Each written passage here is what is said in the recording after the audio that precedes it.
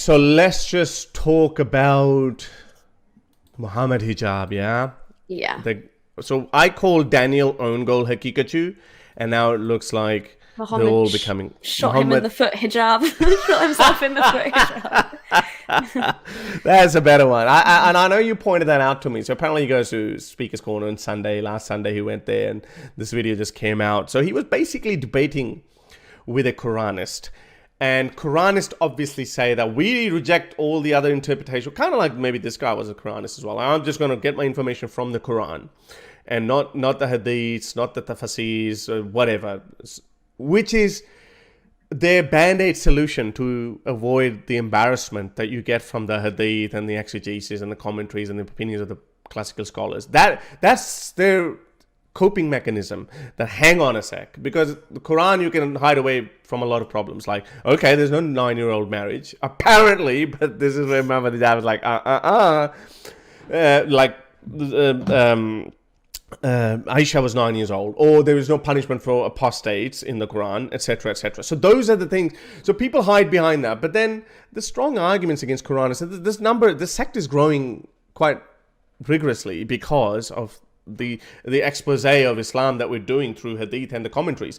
So these guys they become Quranist, but we know that's a very stupid position to take, because you don't know how many prayers there are in a day. Yeah, in the Quran, exactly. it's 4 or 3. You don't know how to pray. You don't know how to do ablution. You don't know all these things. Nothing. You don't know anything. So you need to rely on other people. So Muhammad Hijab said, hang on. And he gave it. We use these arguments, which I always thought, they're not really that strong. Okay, you can have the physical example. But the Quran says it's a book of guidance. Quran is the book a clear of book guidance. as Yeah, well. it's a clear book. And chapter 81, verse 27. There you go. Use Google. The encyclopedia for the world. As if, why do these idiots think that using Google is a bad thing? I know. Surely, Especially when Google can give you that precise. Like I always say, that's so true. In the age of information, ignorance is a choice. Yeah. People can't. So surely this Quran is only a reminder to the whole world. So for the whole world, and to whoever of you wills to take the straight way. So it's a book of guidance. It will guide you to the straight path. And there's some other places where it actually uses the word stoic. You're in the chat if you can quickly Google that and maybe tell me where it actually, there are multiple places where it says as well. It's a clear book. I think I've got it in one of my folders as well, because such a strong argument against it. They're saying that here, we've got, people of the book, now our messenger has come to you, revealing much of what you have hidden of the scriptures and disregarding much. This certainly has come to you from Allah, a light and clear book. No, it's a very light handbook to a successful life. So it's a clear book, straight path, to walk on the straight path. It's a book of guidance. But Muhammad Hijab actually contradicts that. He said, that's not true. It's not a clear book. You can be misguided. This is what his argument is making. So much so. How misguided can you get, Horace? Tell us. This is how misguided you can get. So let's just have a look what he says. You can be misguided. If you look just at the Quran, yes, you will get the indication that you can have sexual intercourse with a 5-year-old. Yes. Yes, wow. That's what we've been saying. Wow. So you cannot get all your morality from the Quran. But Quran itself says it's a book of guidance for the right path. Obviously, Muhammad Hijab would add a caveat to that. He would say, yes, it is a clear book, so it's like a constitution, but then the detailed explanation comes from the hadith, from the hadith, which is not a fair enough argument, but whatever. So why does the Quran, which is a clear book supposedly from God, need man-made books then, written by men? Yeah, well, God has problems, And to stop it from being interpreted in such an evil way. He's not quite eloquent, God has a problem. He's not eloquent enough. What do you expect from him? He did his best to write a book, but then again he forgot to clearly say that what is the age of consent. Like, do you think that any legal book that they would write a law as vague as this, because this is what good lawyers do, they exploit the vagueness, or they exploit the jargon. Loopholes good lawyers like do. Exactly. But the legislators are aware of that too, so they try to use their best language. Still, they find a hole. But this is so open-ended that this supposed creator of the billions of galaxies, did not even know that how his verses could be misinterpreted on purpose. So he could not say, why laws evolve, that this is stagnant, this is stuck. Why could he not say a 16-year-old is the age of consent? You know, like the different legal structures. Yeah, yes, the give us definition. Illustration for the embryology thing as well. Put everybody out their misery. Or sperms. Why say sperms between ribs and backbone? Why say that? Why not say testicles or a specific testes? Anything. Make it. Or say a liver, as that guy was saying. Say a liver. There is a certain part of the fluid that comes from the liver, goes into testes, and then from testes. It's like if he had said, by that logic, if he had said a man is created from water, or well, he actually has said that, or sperm contains water. Fair enough. Okay, yeah, all right, yeah, well done, yeah, you got it. No, water is a secondary object. What the point here is sperm. Sperm is the one that causes conception, and then that is that forms in the testicles. Don't tell me where the ingredients come from somewhere else. Like, what difference does it make? You wouldn't say that. No clear book on embryology has used that line of the Quran to enlighten its approach to understanding embryology. It's like saying the Quran. The cars come from Thailand. You'd be like, hang on a sec. What do you mean? No, the cars have tires. Tires have rubber. Rubber comes from Thailand. What the hell are you talking about? You see what God is saying. That's what. So hijab is actually admitting. Hijab is saying, no, you can actually get extreme pedophilia. Look at this one.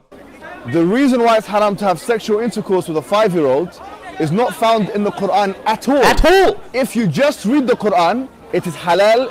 It would be halal to have sexual intercourse with a 5-year-old. In Surah Al-Talaq. Yes, so and Surah Al-Talaq now is talking about the 65-64 verse, I think, where it says that girls who have not yet menstruated can be divorced. It means you've married them. Yeah. You married them before they have even menstruated. And I think you made a very good point. And Allah makes these mistakes. He forgets to tell, like he tells you the women you cannot marry, and he forgets to mention grandmothers. Grandmas, yeah. So it's not clear. There's another. Yeah. What was the other verse that you mentioned in your 3 flag book? 3 red flags. It was also where you said, well, how is this eloquent? It was also about so and so and so and people. He forgot to mention grandfathers. That you have to wear hijab. That you don't have to wear hijab in front of. Yes, and then again he forgot grandfather. He said, okay, you don't have to wear a hijab in front of your father-in-law. You're more likely to get molested from your father-in-law than by your grandfather. And so he says father, brother, father-in-law, son, sisters, sons, brothers, sons, all that, and so he tells everything, but then he forgot to mention grandfather. Muhammad had something against grandfather, I think. So that's how pathetic this book is, and it's not a clear book. It's not a book of guidance. And as Muhammad Hijab's own admission, it's a book you can be misguided. That's what he's saying. That's the argument. He's saying you can be misguided. Also, can we talk about how he definitively used the age 5 because 6 is where it gets troublesome, right? So he's also been very clever to say this is an extreme form of pedophilia. About a 5-year-old. But once you look into the hadith, you see a 6-year-old is married and then a consummation's at 9. But now he's going to be able to have his back covered because he's drawn the line at 5 for extreme. Apparently, they're saying that this clip is from 3 to 5 years ago, not a recent one. But it's just been circulating on Twitter and stuff a day or 2 ago. So someone saw it. Someone was like, made a video on it as well, didn't he? Yeah, I think so. But someone must have been like, "What? Did he say that?" So hang on. So this is the point where you were trying to make. Chapter 65, verse 4. Allah subhanahu wa ta'ala tells us who you can divorce and who you cannot divorce. And it includes. And then he says, وَاللَّائِ لَمْ يَحِدْنَ. وَاللَّائِ لَمْ يَحِدْنَ. And the ones who had never been pubescent before. Yeah. And by the way, this is very important. Yes. I want all Muslims to be aware of this. She's getting. The reason why we don't have sexual intercourse with 5-year-olds and 6-year-olds and 7-year-olds or whatever is not because of puberty. Wait a minute, what did you say? It's not because of puberty, because that verse in the Quran actually says lam yahid. They never had puberty before. You can't go around that. The Quran doesn't say anywhere in the Quran that the woman has to be pubescent. I dare you to find one verse in the Quran where it says you're not allowed to marry someone based on harm, or you're not allowed to have sexual intercourse based on harm, or you're not allowed to marry someone based on puberty. So if you're Quran alone, you're allowed to have sexual intercourse with 5-year-olds. Get me one verse in the Quran which says the woman has to be pubescent. One verse. I want one verse in the Quran from the beginning of the book to the end of the book which says that she has to be pubescent. This guy's a Quranist. I finally agree with Muhammad Hijab. Look at this, mate. Like, what are you saying, bruv? What are you saying, bruv? Yeah. Look at that priceless look on his face. Marry someone based on puberty. So if you're Quran alone, you're allowed to have sexual intercourse with 5-year-olds. Get me one verse in the Quran which says the woman has to be pubescent. One verse. No. I want one verse in the Quran from the beginning of the book to the end of the book which says that she has to be pubescent. So okay, so that makes it halal from your perspective. From your perspective, it's halal. You know, in the Quran it says, حُرِّمَتْ عَلَيْكُمْ أُمَّهَاتِكُمْ. It says you're not allowed to marry your mum. It says you're not allowed to marry your sister, your auntie. Where does it say you're not allowed to marry a Grandma. prepubescent? Oh, yeah, that's actually another good point. So, and somebody should ask, well, no, but that argument wouldn't apply on hijab because he says, well, you know, there's hadiths that actually say that. But Quranists are stumped on this. Quranists are idiots. But also, it's a thing of worry for Muslims as well. But not so much so for those who actually take the hadith. They'll be like, yeah, well, that's why we have the hadith. But the technical problem is Quran claims itself to be a complete light and book of guidance for everyone.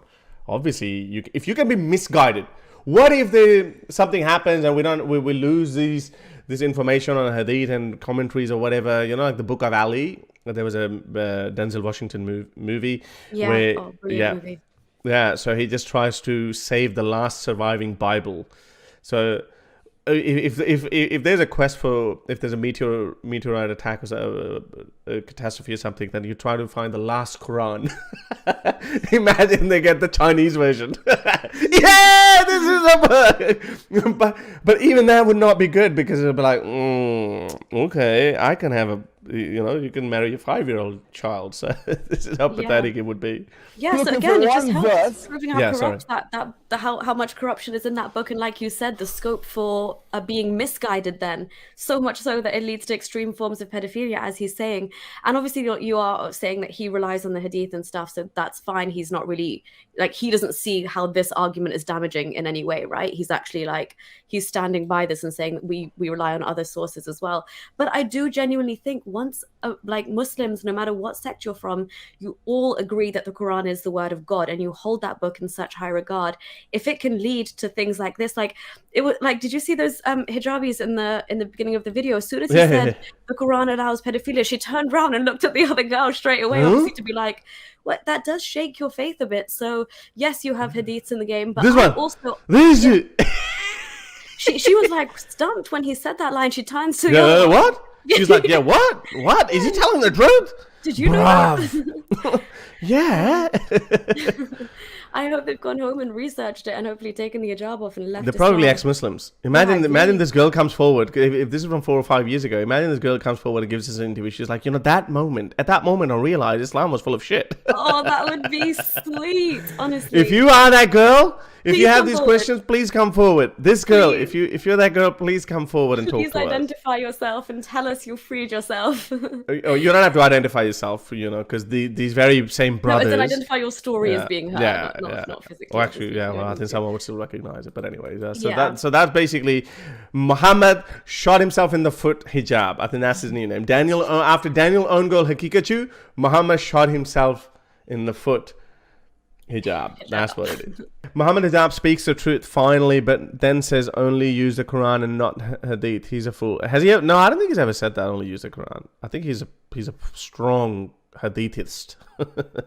Yeah, so I don't know that unless there's something that I've missed. Yeah, which is why he was so staunch in that video to shatter the Quran as being used by itself. But them saying that it's an old video, so who knows? People's views change. Yeah. If you like these videos and want to support me in my activism, then you can support me on Patreon or PayPal. Stay free, everyone.